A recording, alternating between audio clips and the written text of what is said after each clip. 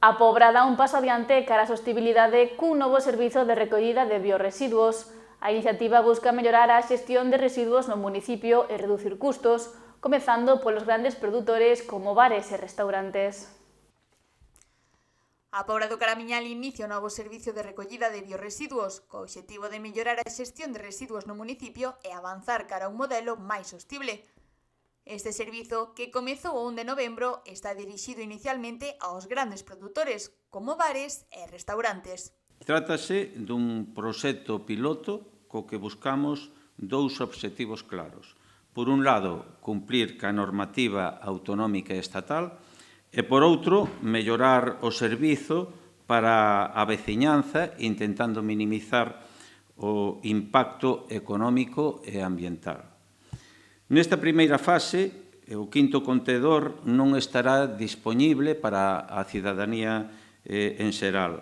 Neste momento estamos centrándonos nos chamados grandes produtores, como poden ser os locais de hostalería e restauración.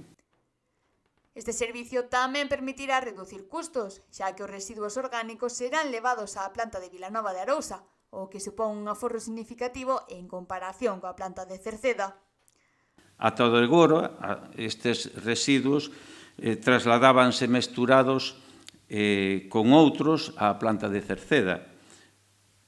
Isto supoñía un custo de 95 euros máis IVA por cada tonelada. A partir de agora van a ir á planta de Vilanova de Arousa, que é a que temos asignada pola Xunta de Galicia. Alí serán tratados para a elaboración de compost de calidade, o que vai supoñer unha importante redución de custos. En concreto, serán de 51,40 euros por tonelada máis IVA. Isto, evidentemente, vai a supoñer unha reducción de custos moi notable.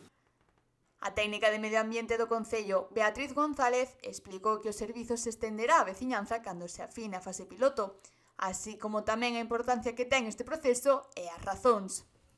Empezamos cos grandes produtores porque son eles os que no seu día a día, na súa actividade, xeneran máis cantidade do que podemos chamar fracción orgánica, biorresiduos, materia orgánica. O que se trata aquí é de que estas actividades, hostelería e postos de mercado, non o boten no contenedor resto, porque é moi importante destacar que casi o 37% do peso que vai en un contenedor resto é materia orgánica que se pode compostar.